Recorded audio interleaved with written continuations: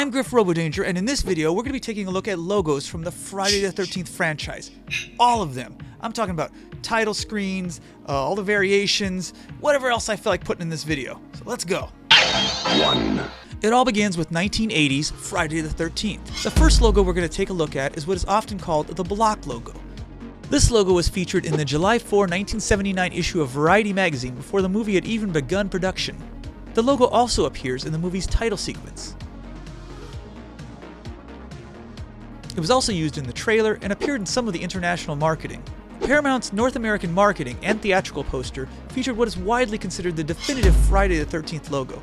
I'm going to be referring to this as the standard title throughout the rest of this video. In the UK and several other international markets, they went with this logo for the film's poster and other marketing materials. 2.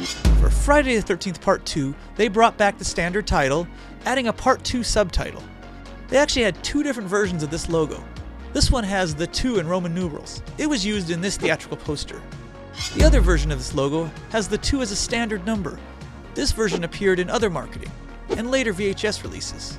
For the film's title screen, they used the block logo again, followed by a standalone Part 2 in a similarly bold style.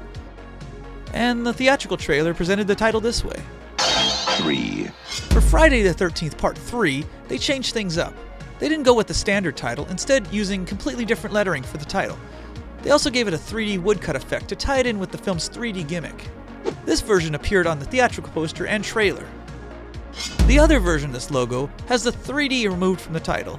This was used for home video releases and theatrical re-releases because these editions of the film were not presented in 3D. The film's title sequence offered yet another variation of the block logo, with the Part 3 flying in. This film also had a novelization, which did its own thing with the title. 4. Friday the 13th, the final chapter, returned to the standard title, but switched up the lettering for the final chapter part. And once again, there were two versions of this logo. This version is the most common, with the final chapter subtitle in a basic font. This one appeared on a majority of the marketing as well as the home video releases. The second version of this logo had different lettering for the subtitle, which resembles the standard logo lettering, only with the addition of lowercase letters. This logo is best known from this theatrical poster. For the first time, the film's title sequence ditched the block logo and used a reconfiguration of the standard logo, kind of twisted around the hockey mask, followed by a basic subtitle. The logo in the theatrical trailer was also pretty basic. 5. For Friday the 13th Part 5, A New Beginning, the primary logo featured the standard title once again, with the subtitle now in lowercase letters, except for the A, I guess. This was fairly consistent across the different English language posters. The trailer featured a slightly different version of this logo, where the Part 5 lettering was changed for some reason. The film's title sequence featured the block logo again, its last appearance, and basic lettering for the subtitle. 6. Friday the 13th Part 6, Jason Lives. Things get a little interesting here. This is the logo that appears on the title screen for the film. It features the standard title, and this time the Jason Lives subtitle is done in the same lettering style as the main title. Now the artwork logo looks like this. Obviously the Jason Lives lettering is a bit different, but this is also the debut of a new variation of the main title that I'll be calling the Zombie logo, because it is used in all three of Paramount's Undead Jason films. On the surface it looks a lot like the standard title, but the lettering is a bit thicker and more smoothed out with fewer crooked edges. Anyway, this version of the Jason Lives logo appeared in some marketing and the novelization of the film. The artwork that was featured on the theatrical poster and the home video releases offered another take on this logo, where the words Jason Lives were printed on a tombstone instead of the typical lettering. 7. Friday the 13th Part 7, The New Blood, brings back the zombie title with the subtitle in the same lettering. It's the first film in the series to use the same logo pretty much everywhere, in the title screen and the artwork. 8. Friday the 13th Part 8, Jason Takes Manhattan, is pretty much the same story. Zombie title, subtitle in the same lettering. It was also used consistently in both the title screen and artwork. The zombie title became the predominant version of the logo for the franchise for the late 80s through the early 90s. It was used for the Friday the 13th NES game and other merchandise that came out in the time frame. The zombie title was also the basis of the logo for Friday the 13th the series. It was even used for the 1987 and 1988 novelizations of the first three films, even though the original logos for those films featured the standard title, or woodcut. It was also used on the Camp Crystal Lake novels released in 1993. Once New Line Cinema took over the franchise, both the standard title and the zombie title were no longer used for any of the future films. 9. New Line's first entry, Jason Goes to Hell: The Final Friday, offered a more subdued design, as seen here. There were several versions of this logo. This one was seen in the trailer, the later home video release, and other merchandising. The version on the theatrical poster had different all-caps lettering for the Final Friday part. Some of the later DVD releases left out the Final Friday part completely, probably because they were making more Jason movies at that point and didn't want to confuse people. The film's title sequence had a different logo, which was also pretty basic looking. The Topps comic book adaptation of the film had this logo, which I actually preferred any of the official logos. An interesting oddity I found.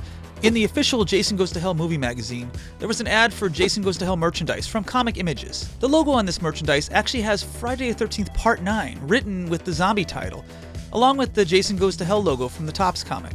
This is literally the only thing I've seen from that era that uses the Friday the 13th titling and lettering for this film. The artwork is credited to Topps, but the Friday the 13th part doesn't appear on the Topps comic, so I'm not sure if this was an early temp version of the logo that was sent out to Topps before the official logo was finished, or if this was just something Topps mocked up before they had the final artwork. If anyone knows the story behind this, leave a note in the comments down below. And a quick side note, sometime in the mid to late 90s, the standard title was brought back for most Friday the 13th merchandising, after years of them using the zombie version. 10. Alright, Jason X. This was the logo as it appeared on posters and whatnot. The film's title sequence featured a close variation, a few minor differences, but mostly the same thing. Interesting piece of trivia. Some of the foreign marketing had this modification of the logo, where the J has a more pronounced hook. I get it, the original does look a bit like Iason? 11. For Freddy vs. Jason, New Line went with this logo. Pretty much all print marketing and video releases use this. The title sequence had something different, and the trailer had something else entirely. 12. For the 2009 remake, this was the featured logo. It appeared on posters and the title sequence. Fun note, it actually uses the same base font as the Jason Goes to Hell title sequence and the Freddy vs. Jason logo, although that one's kind of scrunched up. This logo appeared in a teaser trailer, and this logo appeared in a different theatrical trailer. The various DVD and Blu-ray releases in the 2000s often changed the logos from the originals. Paramount used this logo for some of their DVD releases in the early 2000s, including the box set From Crystal Lake to Manhattan. All 8 of the original films got this logo treatment. For anyone curious, this font choice isn't completely random. It's actually a doctored version of the font used for the Jason Goes to Hell logo, which at that point was the latest Jason movie. So they were going for consistency, I guess. There was also this UK DVD release with whatever this was. Also this release, which is apparently the first film even though whatever. And another really generic UK one. There was this 2013 Warner Brothers Blu-ray set, which did its own thing, but at least it looks kinda cool. So another side note here. In the late 90s, a fan named Thomas Otto released a Friday the 13th font to the internet. This font became very popular, and it's not only used in pretty much every fan project, but also started being used on official merchandise and releases, including our next item. In 2009, the original 8 films were re-released with deluxe DVD editions.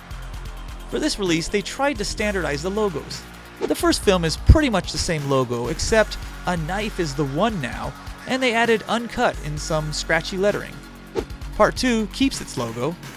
Part 3 has a new logo, this time based on the standard title. Remember, the original logo was that 3D woodcut thing. Part 4's new logo changes the final chapter lettering to match the main title, using the late 90s font. They did the same with Part 5, also changing the V for some reason. Parts 6, 7, and 8 were all changed to this same standard style, even though they originally had the zombie title style lettering. The 2020 Scream Factory Blu-ray collection does something similar. In an attempt to create a cohesive look for the set, they took all New Line films and created new spine logos in the standard style. Additionally, for the Part 6 spine, for some reason they changed the Jason Lives lettering to the standard style using the Thomas Otto font. Oddly enough, they kept the rest of the logo in its original zombie style. The rest of the spines use original period logos. Finally, the video games. The 1985 computer game used this take on the standard title. We already talked about the NES game and its use of the zombie title. Friday the 13th, the game, uses this simple take on the standard title. And Friday the 13th Killer Puzzles logo looks like this. So I'm sure I missed a few things, although some of you are wondering how that's humanly possible. I didn't include a lot of the international variants because, well, there's a lot. but I might cover some of those in a future video. I also skipped some VHS releases, board games, and so on. I mean, this was already pretty excessive, right? But if you do think I left something important out, or if you have any fun facts or details about the logos in this video, be sure to let me know in the comments. And if you want to see more videos like this, be sure to subscribe. Later, Danger Seekers!